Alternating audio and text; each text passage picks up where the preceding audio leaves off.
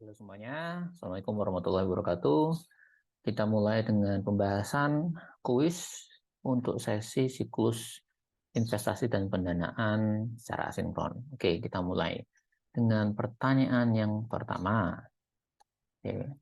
Karena kegagalan untuk mencatat pengurangan atau disposal aset tetap dapat secara signifikan mempengaruhi laporan keuangan, pencarian untuk pengurangan aset yang belum tercatat jadi sangat penting. Berikut ini adalah beberapa prosedur yang digunakan untuk memverifikasi penghentian aset atau disposal ini tadi ya. Kecuali, menguji valuation, aset tetap yang dicatat pada periode sebelumnya. Bertanya kepada manajemen dan bagian produksi tentang kemungkinan penghentian aset. Mereview apakah aset yang baru diperoleh mengganti aset yang ada.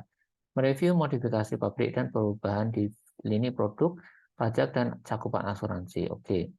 Kalau dari ini atau semua salah bisa ya.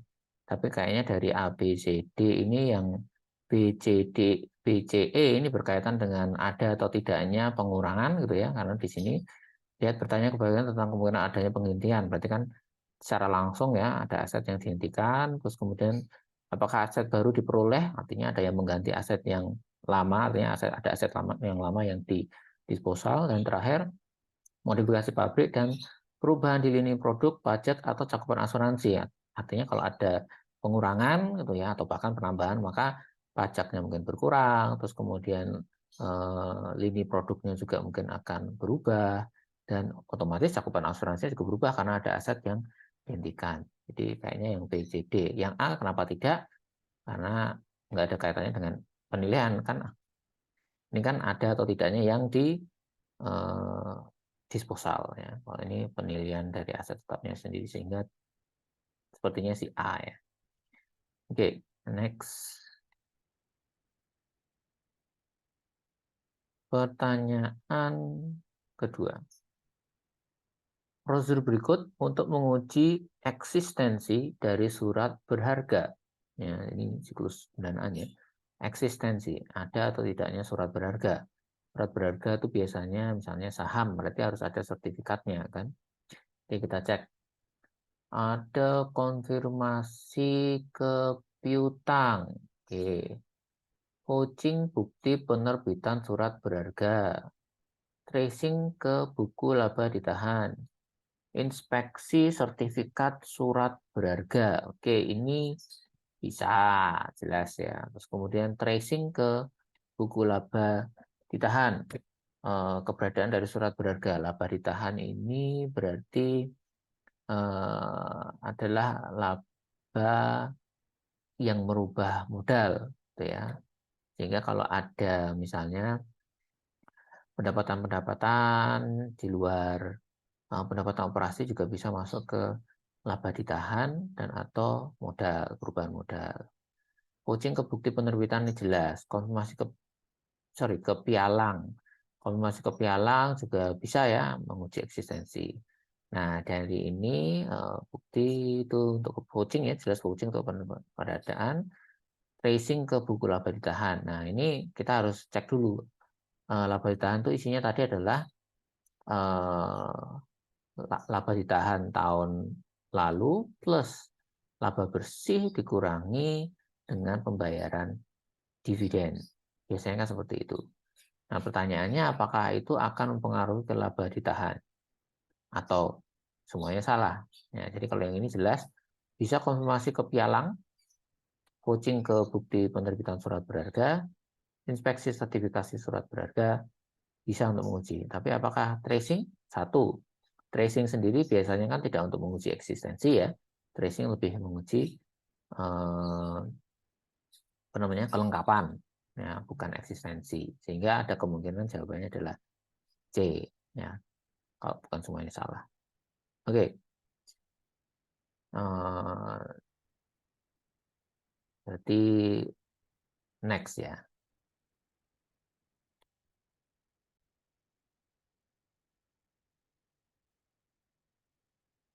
Oke, pertanyaan berikutnya. Hasil prosedur analitis menunjukkan aliran kas bersih negatif. Ya, aliran kas bersih negatif atau istilahnya adalah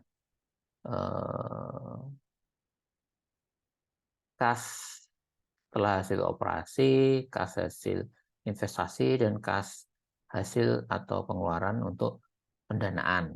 Ya, kas bersih negatif. Maka auditor berekspektasi di siklus pendanaan itu bagaimana jika aliran kas bersihnya itu negatif. Ya, ekspektasi dari auditor itu seperti apa? 1, jumlah pendanaan tidak terpengaruh. 2, penurunan jumlah pendanaan pada tahun audit. 3, ini kan persoalan analitis ya. Pengeluaran modal yang tinggi, semua salah. Atau terakhir, kenaikan jumlah pendanaan pada tahun audit. Kira-kira yang mana? Coba kita isolasi dulu. 1, jumlah pendanaan, oke, siklus pendanaan ya ini ya. Terus kemudian penurunan jumlah pendanaan, pengeluaran modal ini nggak mungkin, karena pengeluaran modal itu masuk ke siklus investasi ya, untuk beli aset tetap gitu ya. Kenaikan jumlah pendanaan pada tahun audit. Jadi kemungkinannya cuma A, B, atau E. Nah, kalau aliran kas bersihnya itu negatif, ya, berarti nggak mungkin kan jumlah pendanaan tidak terpengaruh. Aliran kas bersihnya aja negatif. Ya.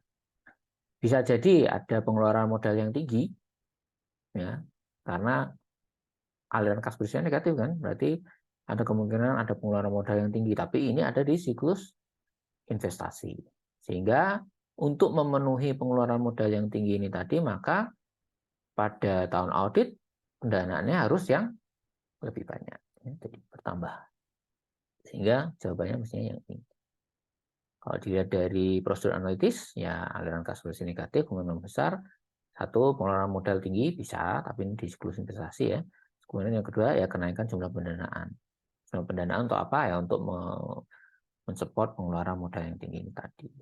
Oke. Lanjut ke pertanyaan berikutnya. Auditor biasanya tidak perlu menguji keakuratan atau klasifikasi aset tetap yang dicatat pada periode sebelumnya jika mereka adalah auditor berkelanjutan. Ya, artinya sebelumnya sudah pernah melakukan audit di perusahaan yang sama. Ya. Kemudian karena ya, keakuratan atau klasifikasi aset tetap yang dicatat pada periode sebelumnya. Karena 1, aset tetap mungkin tidak material bagi audit. Langsung aja kok ini. Aset tetap tidak mungkin tidak material. Aset tetap biasanya material karena volumenya sangat besar. Meskipun frekuensinya kecil, tapi volumenya besar. Semua salah. Oke, kita cek dulu. Aset tetap tidak mempengaruhi neraca. Oke, pasti ya mempengaruhi laporan posisi keuangan atau neraca. Telah diverifikasi dalam audit sebelumnya. Aset tetap jarang mengandung salah saji. Nah, kalau jawabannya bukan semua salah, C, E ini nggak mungkin. Jadi kemungkinan besar jawabannya adalah D, yaitu di audit sebelumnya itu sudah pernah diverifikasi sehingga di tahun ini oleh auditor yang sama pula yang nggak perlu diverifikasi lagi. Ya. Oke, next. Yang kelima, atas penilaian risiko uji rinci asersi eksistensi dan keterjadian. Jadi ini dua asersi sekaligus, yaitu tujuan umum biasanya ya. Atas hutang jangka panjang pada strategi pendahuluan itu apa? Oke, 1, semua salah. B, dengan melakukan vouching ya, eksistensi dan keterjadian. C, melakukan tracing. Menghitung kembali hutang jangka panjang, melakukan konfirmasi. Ya, kalau eksistensi dan keterjadian biasanya sih vouching, tapi kita cek dulu masing-masing.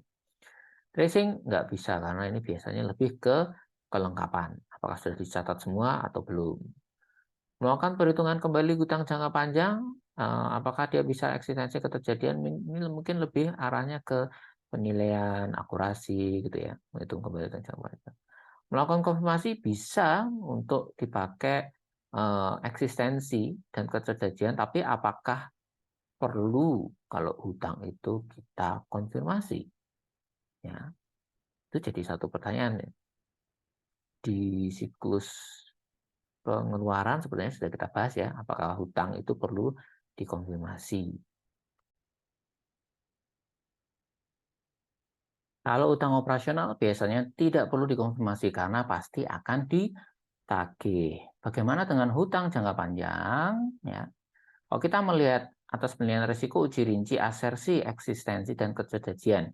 Jadi kalau kita asumsikan resiko dari uji rinci, asersi, eksistensi, dan kejadian hutang jangka panjang, artinya apakah hutang jangka panjang benar-benar ada dan merupakan hak atau merupakan kewajiban dari perusahaan. Ya, hutang jangka panjang itu bedanya adalah dia tidak pasti lebih dari 1 tahun. Ada bunganya, itu yang jelas ya, ada bunganya, gitu ya. Terus kemudian juga ada cicilannya tiap tahun, ya, ada cicilannya tiap tahun. Dan ada satu informasi yang harus dikonfirmasi dari hutang jangka panjang. Ini nggak perlu ya. Bunga ya mungkin juga perlu bisa konfirmasi, terus kemudian jumlah cicilan, terus kemudian juga apa namanya tenornya berapa tahun gitu ya. Nah ini perlu dikonfirmasi informasi ini. Dan satu hal lagi yang jelas-jelas perlu dikonfirmasi adalah kolateral. Ya, apakah ada jaminannya? Nah ini perlu dikonfirmasi sehingga ya untuk ini ya strategi pendahuluannya sebaiknya ya kita melakukan konfirmasi. Karena beda dengan hutang operasi ya atau hutang jangka pendek kan nggak ada kolateral atau nggak ada apa namanya jaminan ya sehingga tidak perlu konfirmasi. Artinya apa? Para pihak yang diutangi itu pasti sudah akan mengirimkan surat tagihan, gitu ya. Jadi buktinya sudah memenuhi persyaratan untuk dilakukan audit. Cuma di sini karena ada kolateral, auditor harus memastikan kolateralnya itu apa dan di mana bentuknya aset yang dikolateralkan itu apa, sehingga dia tetap harus melakukan konfirmasi. Oke, next. 6. Auditor sebaiknya menetapkan strategi pendahuluan atas hutang jangka panjang terhadap asersi eksistensi dan keterjadian. Ya, kita melakukan strategi pendahuluan itu bagaimana? Kayak tadi kan jelas wujudnya apa kalau ada uji resiko uji rinci. Nah, seperti apa resiko uji rinci yang butuh apa namanya strategi pendahuluan atas hutang jangka panjang? Ya, ada beberapa pilihan. Kok kita kaitkan dengan yang sebelumnya ya? Dari risiko bawaan rendah. Ya, apakah perlu konfirmasi? Risiko uji rinci rendah, risiko pengendalian tinggi, risiko uji rinci tinggi. Nah, kalau kita kaitkan dengan pertanyaan sebelumnya, di mana atas asersi uji rinci untuk eksistensi keterjadian yang sama untuk utang jangka panjang, dia perlu konfirmasi. Nah, seperti apa yang perlu konfirmasi itu? Konfirmasi biasanya dilakukan untuk mendapatkan bukti yang sangat dapat meyakinkan atau sangat handal, reliable. Ya. Artinya, maka konfirmasi ini bisa dipakai untuk menurunkan resiko deteksi atau resiko uji atau resiko pengujian. Ya. Karena resiko pengujian itu adalah resiko di mana auditor gagal mendeteksi salah satu material dengan melakukan berbagai uji pengujian, baik itu prosedur analitis maupun uji rinci. Sehingga apa? Untuk karena konfirmasi itu dipakai untuk menurunkan resiko pendeteksian atau pengujian, maka berarti kemungkinan besar resiko uji rincinya tinggi sehingga perlu diturunkan. Nanti jawabannya yang E. Next. Pertanyaan 7. Ketika auditor sedang menentukan perhitungan penyusutan yang sesuai untuk klasifikasi dalam berkas master aset tetap klien, nah, baca sekali lagi, perhitungan penyusutan yang sesuai, artinya dia melakukan perhitungan ulang, gitu ya, tentang penyusutan ya, yang sesuai untuk klasifikasi dalam berkas aset master. Artinya gini, misalnya di aset tetap ada aset tetapnya macam-macam ya. Nah, klasifikasi mesin itu umurnya berapa, klasifikasi gedung itu umurnya berapa, klasifikasi peralatan itu umur ekonomisnya berapa, sehingga terus kemudian dia bisa melakukan penyusutannya yang sesuai itu bagaimana. Itu contohnya itu ya. Nah, sekarang kita cek tujuan audit apa nih? Ya, apakah seperti ini karena klasifikasi jadi klasifikasi semua salah, atau untuk eksistensi, kelengkapan, penilaian, dan alokasi. Nah, kira-kira yang mana ini? Apa klasifikasi? Ya, meskipun ini untuk klasifikasi, tapi tadi ya, perhitungan penyusutan yang sesuai, sehingga nggak mungkin kan untuk klasifikasi, karena itu klasifikasi bukan sebagai tujuannya ya, tapi sebagai objek yang dilekatkan. Eksistensi karena ini kaitannya dengan perhitungan, penghitung kembali itu ya, nggak mungkin juga. Kelengkapan juga tidak diuji, sehingga lebih cocoknya adalah penilaian dan alokasi, karena dia menghitung ulang penyusutannya itu sudah benar atau sudah sesuai atau belum untuk klasifikasi tadi. Ya, jadi jawabannya yang E. Oke, next.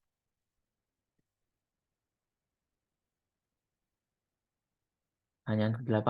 Manakah dari prosedur audit berikut ini yang paling mungkin dilakukan untuk mendapatkan assurance atas asersi kelengkapan pada akun peralatan?